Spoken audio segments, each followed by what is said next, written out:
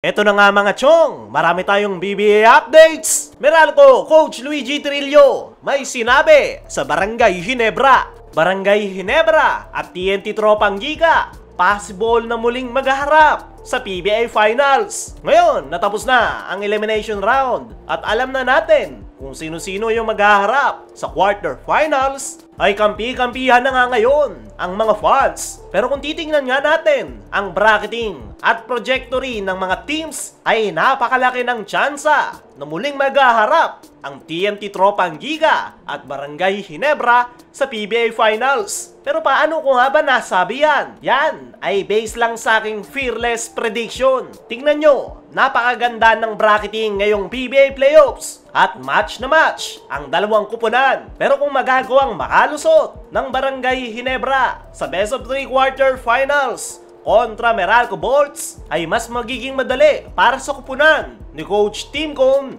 ang semi-final series. Tanging Meralco Bolts lang talaga yung magpapahirap ngayon sa Barangay Ginebra. At yan nga lang yung kamatch ng Ginebra sa kanilang bracket dahil napakarami na nga nilang pinagdaanan kontra Meralco at kabisado na nga nila ang isa't isa. Kaya kung matatalo ng Ginebra sa best of 3 quarterfinals ang Meralco, ay mas mapapadali yung kanilang semi-final series, lalong-lalo na kapag Northport Batampier ang kanilang makakaharap. As of now, napakalaki ng chance na Northport Batampier ang makakaharap ng Ginebra sakaling makakapag-advance sila sa semi-finals. Nothing against the number 1 team na Northport Batampier. Pero sa naging huli nilang pagtatapat nitong elimination round, ay kayang-kaya talaga silang talunin ng Barangay Ginebra. Talagang nagkamali lang sila sa dulo, which is hindi na mangyayari. At once nga na magharap sila sa semi-final series, ay ang experience ng Barangay Ginebra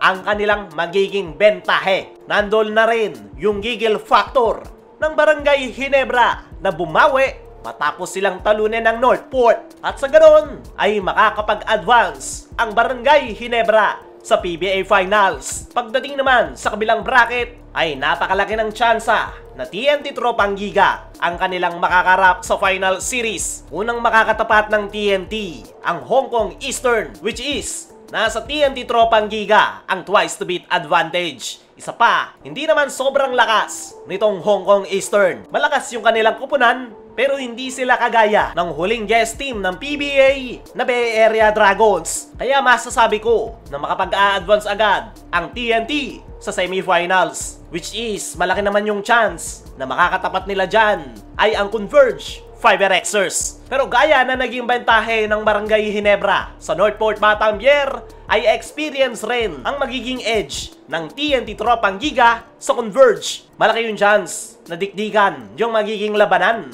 pero yung experience ng TNT ang mananaig at sila yung mag-a-advance sa PBA Finals, which is magkakaroon na naman ng isang rematch ang Barangay Ginebra at TNT Tropang Giga, at isang napakagandang final series nga yan mga chong. Dahil dyan nga natin makikita kung sino nga ba yung malakas na kupunan. Dito rin natin makikita kung mananatiling madudumi na ng TNT Tropang Giga ang kupunan ni Coach Tim Cone, o hindi naman kaya magagawa ng makabawi ng Barangay Ginebra. Disclaimer lang mga chong, base lang yan sa ating fearless prediction, which is napakalaki ng chance na mangyayari base yan sa playoffs matchup at trajectory ng mga teams, lalong-lalo na ng Barangay Ginebra at TNT Tropang Giga na parehong mainit ngayong conference. Tumako naman tayo dito sa kabilang balita. Meralco, Coach Luigi Trillo, may sinabi sa Barangay Ginebra. Ngayon, nakumpirmado ng Barangay Ginebra at Meralco Bolts ang maghaharap sa quarterfinals. Excited nga raw itong si Coach Luigi Trillo na muling makaharap ang Barangay Ginebra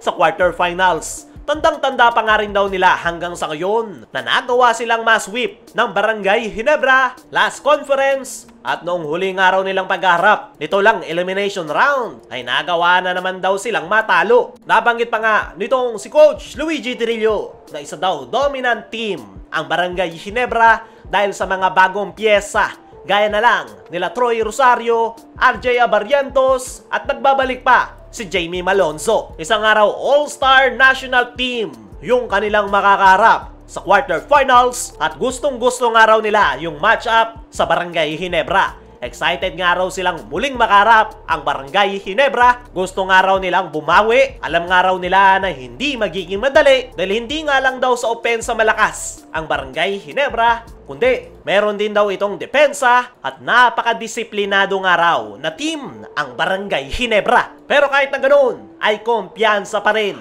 itong si Coach Luigi Trillo na magagawa nilang matalo ang Barangay Ginebra sa quarterfinal series. Mabilis nga lang daw ang quarterfinals at kailangan nga raw nilang bilisan at hindi raw nila po pwedeng pabuiluin ang Barangay Ginebra. Ang maganda nga raw ay nagkaroon na sila ng background kung paano yung inilalaro ng bagong Barangay Ginebra matapos yung kanilang huling laro. Yan nga raw yung kanilang nire-review sa ngayon at umaasa itong si Coach Luigi Trillo na iba na ang magiging resulta this upcoming quarterfinals dahil makapaglalaro na raw yung kanilang import na si Akil Mitchell. Kaya mga chong, ano ang masasabi nyo sa sinabi ni Coach Luigi Trillo sa Barangay Ginebra? Ano rin yung masasabi nyo na napakalaki ng chance na Ginebra at TNT na naman ang maghaharap sa PBA Finals? I-comment mo lang dyan sa ibaba.